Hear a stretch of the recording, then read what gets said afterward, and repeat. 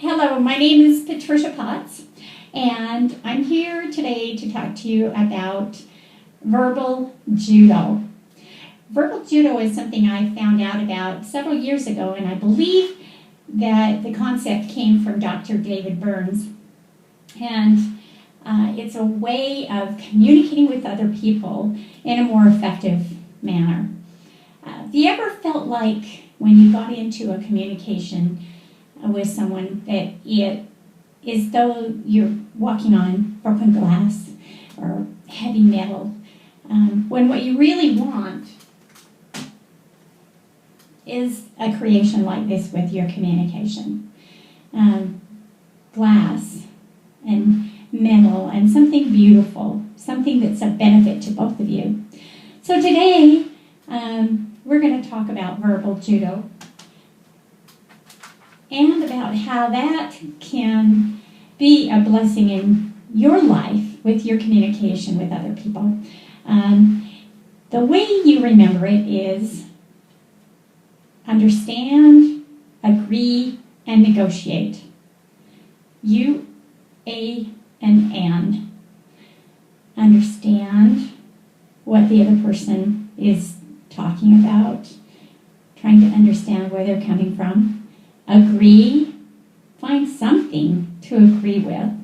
I know of one person who was, they were fighting about marijuana. And the parent finally said, well, it is a beautiful plant.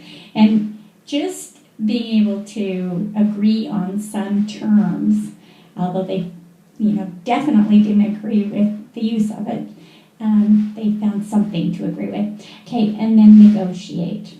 Being able to come to the table, each of you, with what you would like to have happen, and negotiate something that can be agreeable to both parties, or understood, at least understood by both parties. To help you understand this a little bit more, I thought of a couple of role plays, and they're not ideal, but I think they're pretty realistic. And so the first one is a communication between husband and wife. And this is how it goes. Honey, I got to work today, and I noticed that there was a chip on the windshield of my car. And I just wondered what's up about that. Okay, so you have a chip on your windshield. Sounds like you need to get it taken care of. I need to get it taken care of. I asked you to do it last week. I think what happened is we were driving somewhere and you mentioned that there was a chip on the windshield. Yeah, but I sent you an email about where it might be good to take it. Okay, so you sent me an email. So why don't you go take care of your rock chip that's so important to you? Of course it's important to me. If we don't get it taken care of soon, then it could get bigger. Okay, so, well, you kind of see where that's going. It's escalating, and it might bring other things into the table about her being home with the kids and him going to work. Let's try it again with verbal judo. Understand, agree, and negotiate. Honey, I got to work today, and I noticed on the way that there was still a chip in my windshield. Okay, I understand. I know we talked about that last week. Well, yeah, we talked about it, and I thought you would have taken care of it. Okay, well, so let me see if I understand. You felt like because we talked about it that automatically was going to be something that I was going to take care of? Well, of course.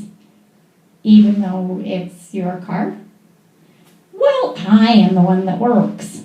You're the one that stays home. Okay. So you feel like it was something that you had asked me to do or you expected me to do. Yes, of course. Well, I agree that my time is more flexible than yours a lot of times. However, I also have a lot of demands to my time. How would it be if this week I research some places that we might go for the chip, and next week get it done? Wow, I really wanted it done last week, but I guess that would be all right. So you could see in this situation, she tried to understand where he was coming from with his work situation. She also was respectful of her own work situation, her own schedule, by saying, this is what I feel like I can do. So in the end, they negotiated. He accepted that next week, would be acceptable. Situation number 2. That of a teenage boy. This is a little bit different because the negotiating had to look a little different. Goodbye, Mom. Wait a minute. Where are you going? Well, what do you think? I've got a longboard. Okay. You are not going anywhere, Buster, because you promised to clean out that dog run on Saturday, and it's already Tuesday. You're staying right here, buddy. What? I am not staying right here. I'm already supposed to meet some of my friends over in the park. Oh, well, that's just too bad, because... So you can see it's probably going to go from there to some other place about why she's frustrated at him, and he'll become probably more disrespectful, and it will escalate. Let's take a look at that situation with verbal judo. Understand, agree, and negotiate. Okay. Bye, Mom. Oh, hey, just a minute. Looks like you're going longboarding. Duh, hello, I guess. Well, I can understand you wanting to do things with your friends, and I agree, friends are important. I just needed to know, when I put the dog to give her away, would you rather me do that this afternoon at about 3 or wait till like about 9? What are you talking about? Well, if you'll remember, when you took on the dog, you promised to clean out the dog run and to take care of some other things with the dog. But that's not happening, and so the dog would need to go if that's not done. So I just wondered if you'd rather me do it like at 3 or wait until like about 9. In that way, if you do have the dog run taken care of before 9, then I won't put the dog up to be given away unless next Saturday the dog run's not gone. I apologize for not being more consistent about this, about what we said in the beginning. Oh, you make me so mad. I don't want you to do anything with that dog. She's mine. I agree. She is yours. As long as you do what you promised to do, son, then she's yours.